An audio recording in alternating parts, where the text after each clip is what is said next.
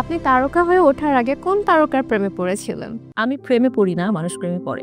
So আলাদা করে যদি বলতে হয়, আমি খুবই কাঠখোট্টা ধরনের। আমি একেবারে রোমান্টিক না, though I wore a very nice red colour dress, you can see me. কিন্তু হ্যাঁ, প্রেমে পড়ি না, প্রেমে মানুষ পড়ে। যদি আপনি কারো প্রেমে পড়তেন তার জন্য কি পাগলামি করতেন? যেভাবে ঠিক বলছিলাম, আমি প্রেমে পড়ি না, মানুষ প্রেমে পড়ে। তো আমি কারোর জন্য কখনো পাগলামি করিনি, কিন্তু মানুষ অনেক অনেক ধরনের পাগলামি করেছে, করে। আমি যদি একটা দুটা এক্সাম্পল দিই, সো এরকমও হয়েছে যে আমি রক্তে দেওয়া চিঠি পেয়েছি। তো এগুলোতে আমি ভোলার মতো একেবারেই না। তো আমি জিজ্ঞাসা করেছিলাম, এটা কি আপনি আপনার রক্ত দিয়ে লিখেছেন, নাকি মুরগির রক্ত, নাকি মশার রক্ত দিয়ে লিখেছেন? সো ওখানে ওটা আমি তো একেবারেই বিশ্বাস করিনি। এরকম আছে, তারপরে আরও আছে। আমার মনে হয় অনেক কিছু বললে অনেক কথা বলতে হবে, ভিতরের কথা বলতে হবে, এত দূরে না যাই। কিন্তু হ্যাঁ, আমার এখন একটা বাচ্চা আছে। I married for almost for 11 years. So তারপরেও দেখা যায় কি যে না, এখনো অনেক প্রেমের প্রস্তাব পাই। আচ্ছা, তাকে নিয়ে আপনি কি কি কল্পনা করতেন? আই থিঙ্ক আমার এন্টায়ার লাইফে আমি 2-3 জনকে দেখে আমার খুব ভালো লাগছে আর কি। Wow, so good looking. দুইজনের মধ্যে দুইজনই পলিটিশিয়ান, যাদেরকে দেখতে আমার খুব ভালো লাগে। অ্যান্ড একজন হচ্ছে মানে সিনেমার। কিছু ভাবনার রেশ থেকেই সৃষ্টি নতুন সম্ভাবনার।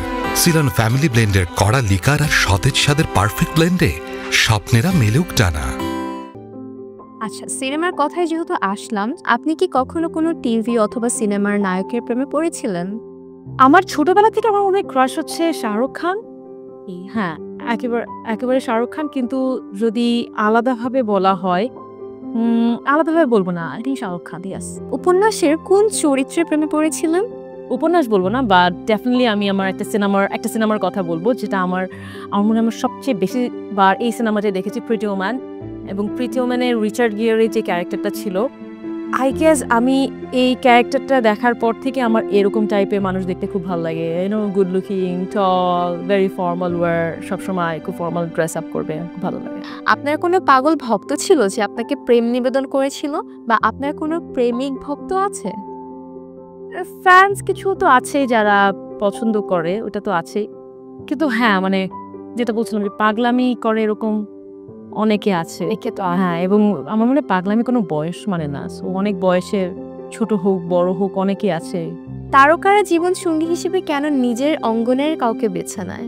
আমি আমার নিজের অঙ্গনের কাউকে বেছে নিইনি, একেবারে না। বাট কিছু কিছু মানুষ আছে হয়তো বা তারা পছন্দ করতেই পারে, অ্যান্ড দ্যাটস অ্যাবসলিউটলি ওকে। হয়তো অনেক ডক্টররা প্রেফার করে, অনেক অ্যাক্টরসদের পছন্দ করে এবং করতেই পারে। তো এটাতে আমি খারাপ বা ভালোর কিছু দেখি না। আর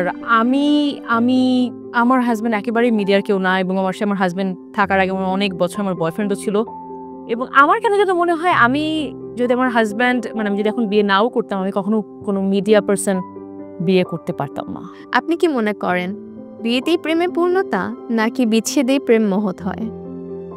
আমার মনে হয় বিয়েতে জীবনের সম্পূর্ণতা পায়, আর অসম্পূর্ণ প্রেমের মহত্বটা থেকে যায়। Thank you so much for answering all the questions. প্রিয় দর্শক, আপনিও কি পড়েছিলেন কোনো তারার প্রেমে? রটিয়ে দিন সেই গল্প তারার তারায়, লিখে পাঠান সিলনের ঠিকানায়। বিস্তারিত জানতে ভিজিট করুন সিলন টি বাংলাদেশ।